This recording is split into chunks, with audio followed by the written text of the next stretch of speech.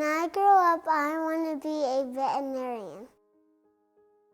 I want to be an artist. I want to be an astronaut.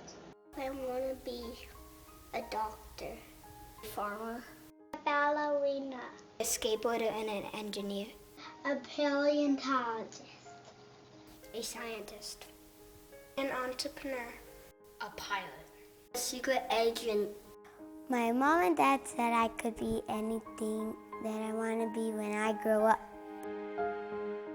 I want to be a policeman, your mommy, a snowboarder, and an artist, a doctor. People say it all the time, the children are our future, but they are our future. We have goals, for the future, for our family, There is a stigma that is attached to graduating from public school systems in north central New Mexico. And these kids can overcome that stigma, but they have to try twice as hard to be just as good.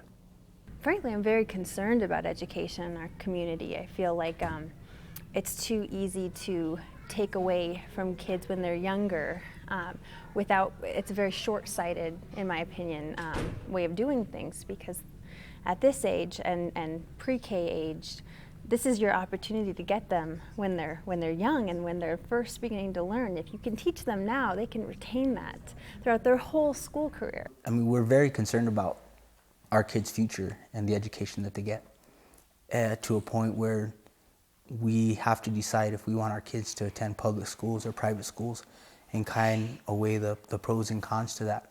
The thing is that we find private schools, of course, the financial burden on families is a lot greater. I went to school in Roswell. I went through grade school, middle school, and high school in the public system. I went to New Mexico State. So I'm a big believer in public education. So I found myself really conflicted sending my daughter to a private school. Both of our children go to public school. We made that commitment early on, but it's struggling, and it really was a surprise to us coming to an otherwise really wonderful community. I mean, we're at the bottom almost in the country. It's like, if we don't change it now, what else can we do? So many kids are falling through the cracks, and so many children are not being challenged enough or aren't getting the support they need, that I think we have to focus on how can we fix what's going on. It's always very disheartening to hear people who you want to attract to your community, physicians and others, question the reliability of the public school system and how that has become a barrier to recruitment. I know these students, I know their families. They're losing their jobs. They're struggling with a variety of different challenges. I mean, sometimes it's drug abuse, sometimes it's alcohol abuse, sometimes it's physical abuse, sometimes it's making ends meet, having to go to work. I really believe that poverty and the challenges that go along with poverty is at the root of what our system is struggling with. I want my students to feel self-empowered, motivated. I want them to have a love for learning. I want them to set goals for their future. Sometimes they can't see past tomorrow. It's hard for them. I don't believe that we put a priority on education in this state that perhaps other states do. It's not about me, it's about what can I do for these children. It's not about somebody winning or losing, except for our kids. They're losing in many ways right now, and we need to design a better decision-making system too. We can't have a few people, some of whom don't know much or anything about our community, making choices about what's best for our kids. Everyone needs to play a part in this. I think the first thing is that we have to deal with students who can't read. I think that's the primary objective. If we can't solve that, I don't think anything else is going to matter. And I know that if children aren't reading by the third grade, they have a very serious problem. Two things are happening. One, either kids are dropping out, or the kids that are graduating generally don't have the skills that we need for the workplace. So I think that's the difficult thing that I'm seeing.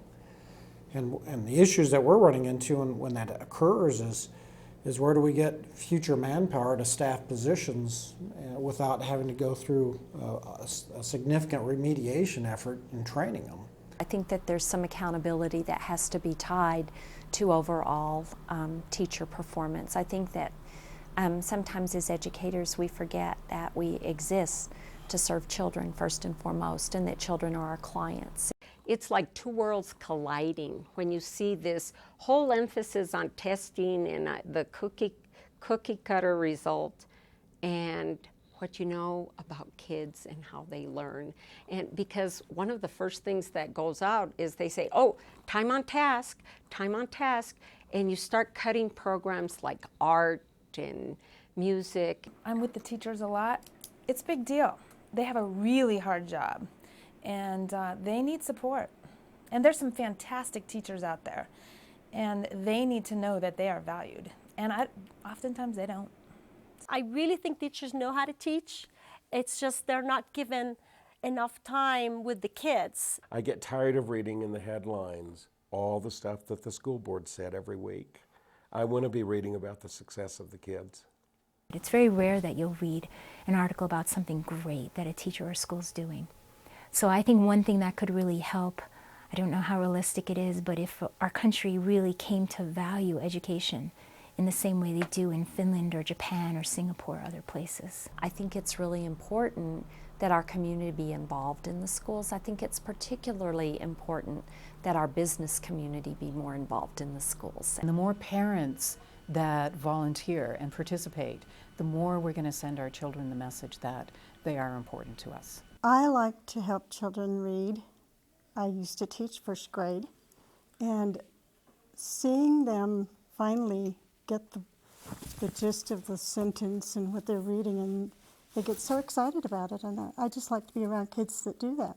One of my aspirations is to be very involved in our kids' education and to help reinforce what they learn at school and spend time with them at home reading and practicing their words and just helping to improve their education every day. The classroom isn't the only place they learn. Parents need to understand the important role that they also play in education. I think it's important to make it a community effort, and not just teachers and parents, but people in the community to be involved. And it becomes more of an investment in the community, and rather than just a parent to a child. And in that respect, it's wonderful for the community and for people around. Everyone can be involved, and you can shape where you live and who's a part of it and what goes on in it. We are like the mirror, you know. We are like the mirror for our kids. If they look in us, my wife and I are starting to, wow, they say, it's very good, you know, it's very good. I will continue to. This is like, I don't know, support and something, stimulation, you know, for them. It's very important.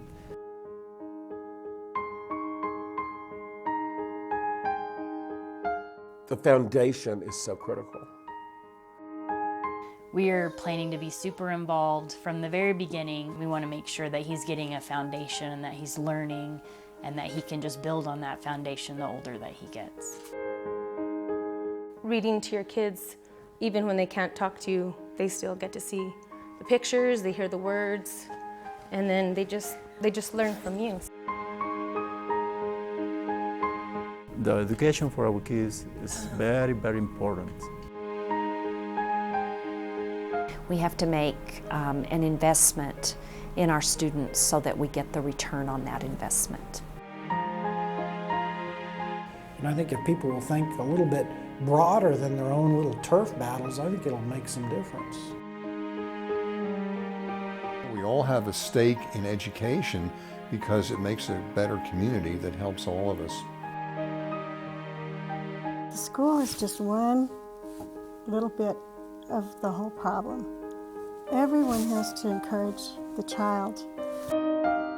Our classrooms are just a reflection of our society. These are all of our kids, We want them to do well so that we can do well, and vice versa. We're all connected.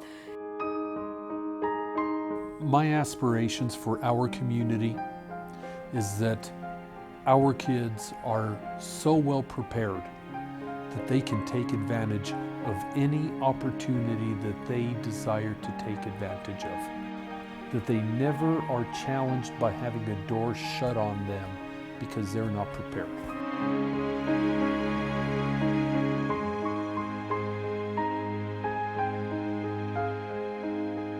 I will exceed my parents' education because I will be the first one to go to college.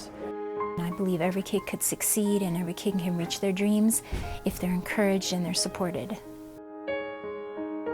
Ari's gonna go to college, right? I plan to become a pediatrician.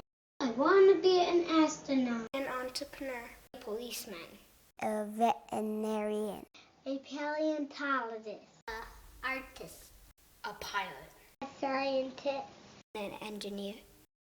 I want to be a teacher.